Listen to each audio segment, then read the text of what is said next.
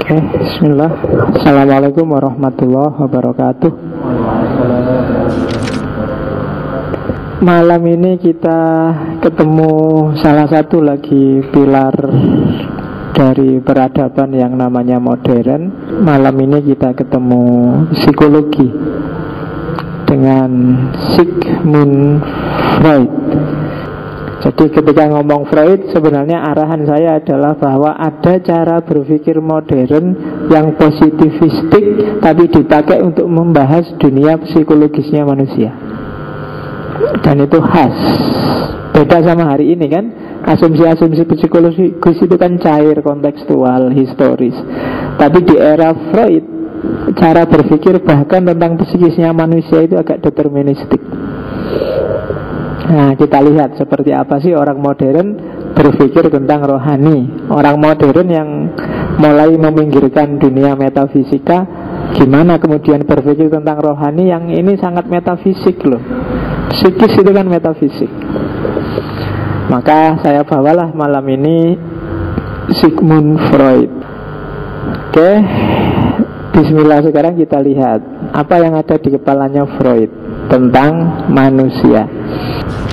Yang pertama, asumsi besarnya yang harus kita ingat adalah asumsi kayak orang modern. Ada determinisme alam, ada determinisme hukum-hukum fisik, termasuk untuk dunia psikis.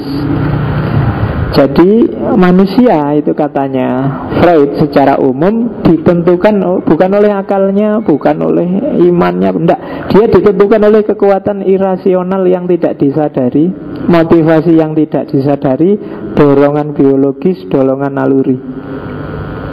Jadi orang itu tidak disetir oleh apa yang dia anggap benar, apa yang dia anggap buruk, tapi disetir oleh apa yang dia suka dan apa yang tidak dia suka. Baik buruk bisa direkayasa, bisa dikreasi, tapi dorongan dia kemana itu sebenarnya lebih nyetir dia. Oke, jadi ada determinisme. Ternyata hidup itu kalau pakai Freud nggak diatur pakai akal, diatur oleh dorongan hatimu.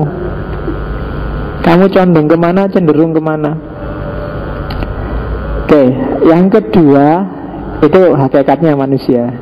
Yang kedua lah, terus tujuannya hidup itu apa? Tujuannya hidup itu nyari enak, menghindari nggak enak, mengejar ideal kesempurnaan yang kamu impikan. Oke, itu hakikat manusia kalau di Freud. Nah, sekarang strukturnya itu kan hakikatnya tadi. Rohaninya manusia, jiwanya manusia itu isinya apa sih? Isinya tiga hal. Ada unconsciousness, ada pre-consciousness, dan ada consciousness. Ada hal-hal yang tidak kita sadari, ada hal-hal yang lepas dari kesadaran, pre-consciousness, meskipun dia bisa dikembalikan lagi. Ada hal-hal yang kita sadari. Unconscious ini nggak sadar. Biasanya isinya insting, kemudian naluri, pengalaman-pengalaman masa lalu yang nggak enak. Itu sering nyetir kita tapi kita nggak sadar. Itu unconsciousness. Kalau ditanya consciousnya apa sih? Consciousnessnya apakah kita ngaji hari ini? Yo, ngaji filsafat itu kan penting, Mbak. Ilmu, filsafat, apapun dimanapun yang nambah wawasan itu kan penting untuk hidup kita. Itu sadarnya. Unconsciousnya ya masing-masing kita yang ngerti. Mungkin karena ya daripada nganggur, Pak. Atau filsafat kan sedang tren, Pak. Sekarang rame-rame seneng ya, Pak. Macam-macam. Unconsciousness itu kalian sendiri yang tahu. Tersembunyi. Dan ini sering lebih nyetir loh unconsciousness itu daripada consciousness.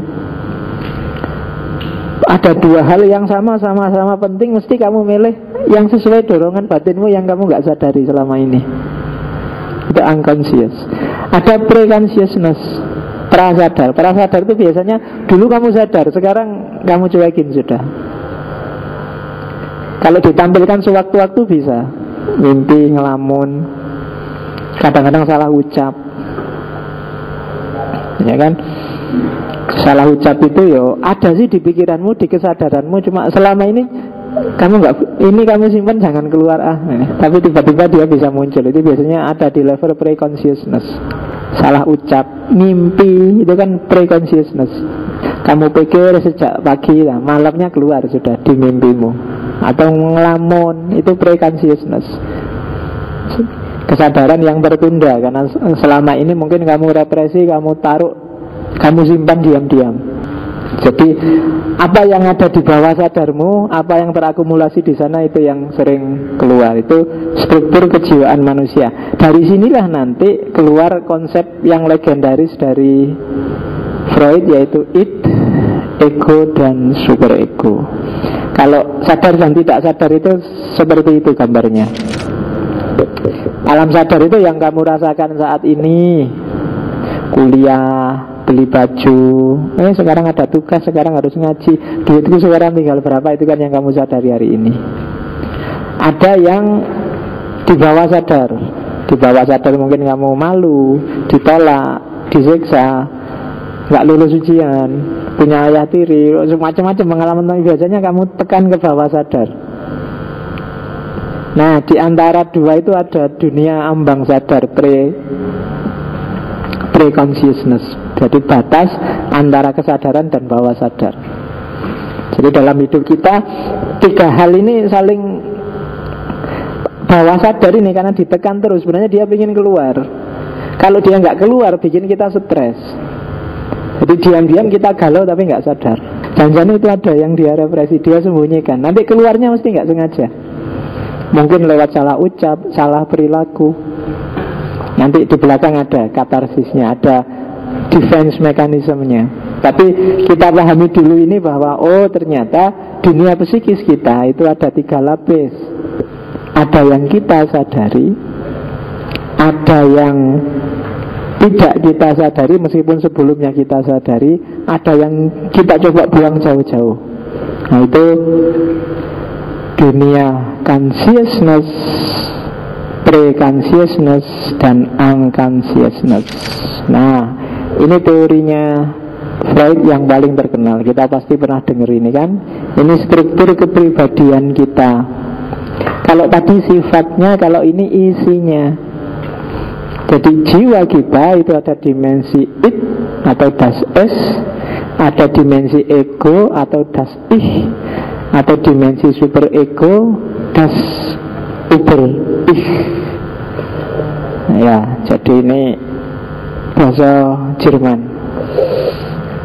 Jadi struktur kepribadiannya manusia yang pertama id. Id itu insting biologis, dorongan-dorongan instinktif, tabiat-tabiat. Disebut hewani karena semua hewan juga punya yang kayak gini, yang insting semacam ini. Prinsipnya adalah prinsip nyari enak, nyari nikmat, dan menghindari tidak enak. Kalau di Freud itu contohnya agak saru-saru, tak ganti contoh yang sopan. Misalnya ada dorongan refleks, nah, kedip, bersin, itu kan biologis. Kenapa kamu kedip? Kan nyari enak itu kan, karena kelipan terus kamu kedip, menyingkirkan kotoran. Bersin juga gitu kan, ada kotoran masuk, itu kan nyari enak. Atau yang primer, lapar, begitu kamu lapar nyari makan. Ya yang seks nggak perlu tak kasih contoh, kamu ngerti sendirilah. Jadi setiap orang punya hasrat ke sana. Itu kalau dalam bahasa agama namanya fitrah sudah. Iya, jadi sudah nggak bisa dibantah. Kalau nggak punya ini ya memang nggak punya dorongan fitri sebagai manusia yang cari makan, cari enak, nggak mau nggak enak, ya berarti kita bukan manusia. Pasti ada dimensi id, instinktif, agresif, nyari karena ini. Oke, itu wilayah pertama. Wilayah kedua ego. Kalau ego ini aspeknya psikologis, prinsipnya realitas. Kalau it saja, saya ingin makan, ingin kedip, ingin bersin, ingin ini, ingin itu sesuai insting kita, itu nggak peduli, pokoknya makan ya makan, harus dipenuhi. Nah, Yang ngontrol itu ego. Makan ya makan, tapi jangan ngambil miliknya orang. Nah, itu ego yang bilang kayak gitu. Makan ya makan, jangan kebanyakan, nanti malah sakit loh. Nah, itu ego. Oke. Jadi itu ego. Yang prinsip rasional, prinsip realistis itu ego. Ya realistis lah kita kan. Nah itu biasanya ego yang bilang gitu. Bilang, kita punya hasrat, segera kita nyari istri. Ya enggak lah. Kamu umur berapa? Punya penghasilan enggak lah? Istrimu dikasih apa? Yang bilang gini nih ego. Nah, jadi ada dorongan dari ada kontrol dari ego, tapi ada di atas itu, namanya super ego. Super ego ini aspek sosial. Jadi ego itu sistem moral, norma, budaya, nilai sosial, tata cara hidup, mana baik, mana buruk, mana pantas, mana nggak pantas, mana yang benar, mana yang salah di tengah masyarakat. Ini juga masuk dalam hidup kita. Kadang-kadang tidak pas juga. Kadang-kadang dia juga harus dikendalikan oleh ego. Mahasiswa yang baik itu mahasiswa yang rajin kuliah, tapi juga aktivis, tapi juga ini kan berat kan tuntutan sosial itu.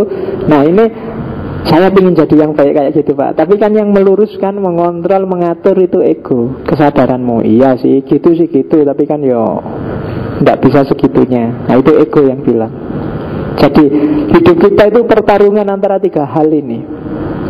Ego yang harus jadi pengontrol, yang mendorong semua perbuatan, dan super ego yang ingin memaksakan aturan dalam hidup kita. Dan hidup kita coraknya nanti seperti ini, tergantung siapa supirnya. Kadang-kadang ego kalah, yang menang id. Maka tindakan kita, perilaku kita sehari-hari agak primitif, impulsif, agresif. Primitif itu ya sakarpe, nyari enaknya sendiri. Impulsif, hanya berdasarkan dorongan hati, dorongan insting. Dan agresif, ingin enaknya dewe itu kan agresif. Jadi tipe orang yang disetir oleh id-nya itu orang yang tidak peduli kiri kanan, yang penting aku enak. Hidupnya disetir oleh insting saja. Begitu nggak enak, ini kayak bayi. Bayi itu kan akalnya belum lengkap, orang belum ngasih aturan nilai ke dia, sakarep dhewe bayi itu. Kencing juga di atas kasur, juga di atas kasur. Pingin makan tinggal nangis, pingin mimik tinggal nangis. Yang nyetir it. Cuma nggak ada orang marah karena orang juga tahu dia masih belum sempurna akalnya. Nah, ada hidup yang disetir oleh ego. Ini yang mending. Realistis, rasional, masuk akal. Mau kencing, tidak boleh lah di situ, itu kan bukan tempatnya kencing. Mau ke kamar mandi, loh kamar mandinya kok penuh, airnya nggak jalan. Akhirnya nyari yang pojok-pojok, deket-deket pohon, yang penting nggak kelihatan. Nah itu kan pakai akalnya, nggak kok terus lari ke tengah lapangan, atau lari ke tengah masjid kan nggak. Jadi kalau ada orang kencing di belakang pohon, nah itu jangan dimarah, itu berarti rasional. Itu hidup yang disetir oleh egonya. Nah, ada orang yang disetir oleh super egonya, perfeksionis, orang yang moralis, apa-apa harus sempurna. Tidak punya uang tapi sedekahkan semua uangnya, itu tidak masuk akal. Sedekah itu kan ya sebagian dari harta kita. Kalau dikasihkan semua tetap nggak masuk akal. Secara nilai bagus, sedekah itu bagus, tapi ya tetap harus dikontrol, harus realistis. Nanti habis sedekah pulang jalan kaki, tidak punya uang. Itu tidak masuk akal. Ego tetap harus ngontrol. Ada yang sok moralis, kalau sok itu mesti jelek. Ya benar sih, moral itu bagus, tapi kalau sudah sok jadi jelek. Sok soleh ya itu apalagi. Kalau sudah sok itu ya ada pencitraannya, ada. Jadi mengikuti tata aturan, tata nilai masyarakat, tapi mengorbankan id-nya, mengorbankan egonya. Itu orang yang disetir oleh super ego. Oke, nah itu Tergantung siapa yang nyupir. Yang paling bagus si ego yang nyupir, cuma dia harus seimbang. It-nya harus terpenuhi, super egonya juga terpenuhi. Oke, nah isinya it, hasrat, insting itu ada dua kalau di Freud. Yang pertama eros, yang kedua thanatos. Ini yang it saja ya. Ini tentang insting, tentang libido. Jadi ada dua insting kita. Yang pertama adalah libido, insting reproduksi, insting yang konstruktif, yang positif. Insting untuk hidup dan bertahan hidup, memenuhi fitrah itu tadi. Itu insting libido, eros. Kasih sayang, itu eros. Nggak cuma seksual. Di bawah tak kasih penjelasan. Eros itu nggak cuma dorongan seksual, tetapi juga segala yang mendatangkan kenikmatan. Itu eros. Termasuk kasih sayangnya ibu, kasih sayangnya Tuhan.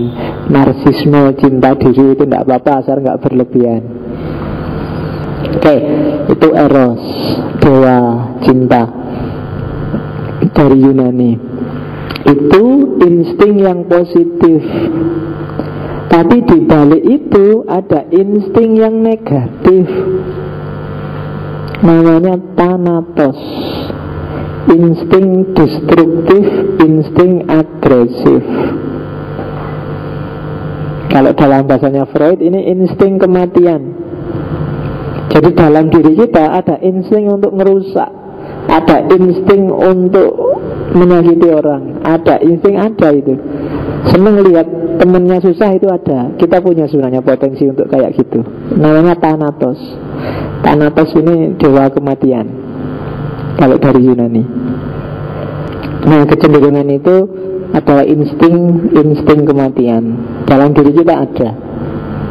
Itulah yang bikin ada perang, ada pembunuhan, ada kekejaman, ada penyiksaan. Kan kalian heran, kok bisa ya kayak gitu? Iya, di antara insting kita ada yang memang coraknya merusak. Kadang-kadang kan kita memang butuh merusak itu, cuma porsi dan proporsinya harus pas. Kemarin misalnya Idul Adha waktu kurban, kalau kita nggak punya thanatos, nggak tego kita nyembelih sapi sama nyembelih kambing. Iya kan, mau nyembelih sapi, astagfirullah ini makhluk hidup, ini kasihan kan gitu. Tapi harus agak punya insting kejam dikit, dikit, disembelih malah cepat selesai. Tapi kalau nggak punya ini, ya apa-apa dalam banyak hal kita nanti susah. Mau jalan mikir, jangan-jangan nanti nginjak semut ya, jangan-jangan kasihan semut juga makhluk hidup. Tapi kamu bingung dewe, nggak jelas. Harus ada insting agak sadis sedikit, thanatos. Banyak, misalnya dokter misalnya, yo kadang-kadang harus thanatos, bikin amputasi, bikin itu kan kejam, kaki dipotong. Jadi kalau nggak dipotong malah merusak yang lain. Kadang-kadang harus kejam. Nah itu insting thanatos. Tapi kalau keliru menakarnya, ya dunia jadi rusak. Makanya keliru, dunia juga jadi rusak. Itu yang bikin perang, pembunuhan, kekejaman, penyiksaan. Nah itu jadinya rusak, jadi keliru. Oke, itu dua jenis insting. Jadi ini harus dikelola dengan baik biar tidak merusak. Oke, nah ini dia yang terkenal, perkembangan kepribadian. Ini yang disebut positivistik, meramal kehidupannya manusia secara pasti. Manusia itu dibagi dalam 3 tahap. Ada fase infantil, ada fase laten, ada fase genital. Kuncinya ada di fase infantil, sehat atau tidaknya psikisnya manusia. Kalau di fase bayi, fase infan ini tidak terpenuhi semua hasratnya, maka dia akan jadi masalah saat dia dewasa. Jadi umur 0 sampai umur 6 tahun. Itu kuncinya. Kalian yang tidak bahagia di umur-umur itu, biasanya semakin besar juga kalian hidupnya akan murung, tidak akan bahagia, susah senyum sudah. ketika kebutuhannya tidak terpenuhi. Tinggal dilihat hari ini, coba kalian mikir diri aku itu profil yang kayak gimana ya. Itu biasanya ada pengaruh dari kecil, dan ini harus disembuhkan. Mungkin ada timbunan-timbunan pengalaman yang tidak mengenakkan, tidak ada. Nah itu harus diungkap, dibersihkan. Kalau enggak ya kalian murung terus. Infantil itu fase awal, fase oral. Fase oral itu kenikmatannya ada di mulut. Ya yang paling jelas kelihatan kan mimik bayi pada ibunya. Kalau mimik saja nggak puas, era oral ini nggak puas, itu ya sampai besar juga akan ada dampaknya. Kalau di Freud ini dampaknya besar loh. Orang yang nggak puas di fase oral itu mungkin omongnya banyak, cerewet, suka nggak puas, mudah dibohongi, jenis-jenis itu. Sementara yang puas itu biasanya dia jadi pinter karena dia sudah puas, mahir mengumpulkan pengetahuan. Itu kamu baca di Freud jadi kayak gitu nanti. Jadi fase oral adalah fase ketika orang melatih dirinya melampiaskan, memenuhi keinginan. Itu fase oral. Di atas fase oral ada fase anal. Itu kepuasannya nggak lagi di mulut tapi di anal. Kalian ngerti lah wilayah itu, nggak perlu tak gambar. Jadi fase anal adalah fase ketika orang latihan menahan diri. Itu kan kalian latihan ke toilet waktu kecil itu kan latihan menahan diri. Sebelum itu kalian kan nggak mikir menahan, pengen pipis saja, pengen aja, nggak pernah dipikir. Tapi di fase anal kalian mulai dilatih. Latihannya jangan ke susu ya, ke belakang dulu, ke kamar mandi dulu. Itu latihan menahan. Orang yang tidak sukses di sini, itu sampai besar dia susah menahan apa-apa. Iya, jadi menahan kemarahan, menahan keinginan, menahan hasrat itu susah sudah. Kalau nggak sukses di umur 1 atau sampai 2 tahun ini. Nah, jadi latihan menahan. Jadi itu fase kedua. Fase ketiga itu fase falik, 2 tahun sampai 6 tahun. Nah, ini kalau yang oral itu 0 sampai 1 tahun, anal itu sampai 3 tahun, ini sampai umur 6 tahun. Falik itu kebalikannya anal, daerah bagian depan. Kenikmatannya sekarang pindah ke situ. Nah ini latihan reproduksi. Kalau di fase ini tidak sukses, itu ya tidak bisa produktif. Falik, jadi fase mulai kenal lawan jenis, mulai yang cowok mulai lebih suka sama mama daripada sama, kamu manggilnya mama apa ibu? Oke ya, jadi ini era falik. Nanti kamu baca sendiri ya era-era ketika orang dari sini nanti lahir Oedipus kompleks, lahir kayak gitu. Yang ada beberapa teori yang menurut saya nggak rasional. Tapi ya nggak apa-apa, itulah Freud dengan gayanya sendiri. Karena semua ujungnya ya seks kalau di Freud. Nah, fase infan ini fase membangun fondasi mental. Ada masalah apapun di besarmu itu karena di era-era itu. Anak-anak umur 5-6 tahun kok lihat bapak ibunya tawuran terus, itu akan membentuk karakternya. Lihat bapak ibunya males sholat akan membentuk karakternya juga. Lihat bapak ibunya males bangun ya akan membentuk karakternya juga. Nah itu era infan. Di atas itu akalnya mulai jalan. Umur 6 tahun, 5-6 tahun sampai 12. Ini kita menyebutnya puber. Mulai kenal lawan jenis, mulai ngerti mana yang cakep, mana yang tidak cakep. Anak-anak umur itu mulai agak genit. Kalau perempuan mulai nyoba-nyoba make up.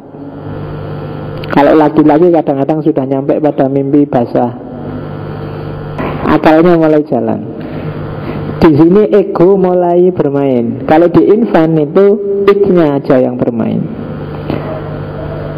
Superego belum berperan. Anak kecil itu nggak terlalu mikir tentang aturan, norma, nilai. Harus benar-benar diajari karena belum tertanam.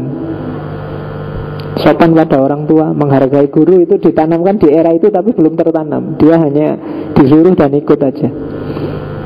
Di atas itu baru ada fase genital. Itu 12 tahun ke atas. Fase genital ini ya sudah mulai dianggap dewasa. Akalnya jalan, super ego mulai beroperasi. 12 tahun ke atas sudah mulai ngerti kadang-kadang id-nya gak harus dilampiaskan. Kadang-kadang demi super ego it harus disisihkan. Pinginnya tidur tapi ya gak boleh bangun siang-siang, harus bangun. Nah itu di fase genital baru bisa. Anak-anak umur 12 ke bawah itu biasanya harus agak dipaksa dulu baru ikut aturan. Munculnya kesadaran itu di era genital. Kalau anak sekarang kan gak nunggu 12 kan. Iya, cah cilik-cilik itu wis gitu-gitu sudah ngerti pacaran, sudah ngerti itu sudah mendahului masanya. Ini kan teori yang positivistik, tidak melihat bahwa jangan-jangan perkembangan situasi, perubahan konteks bisa merubah itu. Ada kok anak yang sampai umur 12 juga masih tolak-tolak, nggak ngerti apa-apa, masih belum ngerti tanggung jawab, masih belum ngerti hasrat seksual. Ya, ada yang sampai mahasiswa juga masih belum ngerti. Loh ya kan, nggak maksudnya, loh kalau itu sih ngerti, maksudnya super ego, ngerti tanggung jawab, ngerti nilai, ngerti pantas nggak pantas, baik buruk. Kalian kan masih sering belum ngerti itu. Kadang-kadang id-nya masih menang. Pokoknya sakar dewe, nyari enak, menghindari nggak enak. Ya nggak apa-apa, wong manusia ada tipe-tipenya sendiri-sendiri. Jadi perkembangan kepribadian. Nah, sampai di titik ini kita sudah mulai ngerti seperti apa manusia isinya dalam pandangan Freud. Jadi dalam diri kita itu ada id, ada ego, ada super ego. Terus id, ego dan super ego itu ada yang kita sadari, consciousness, ada yang pre-consciousness, diambang kesadaran, ada yang unconsciousness, tidak tampil sama sekali, kita tidak tahu kalau nggak kita gali-gali sendiri. Jadi itu konsep dasarnya sebelum nanti masuk ke psikoanalisis.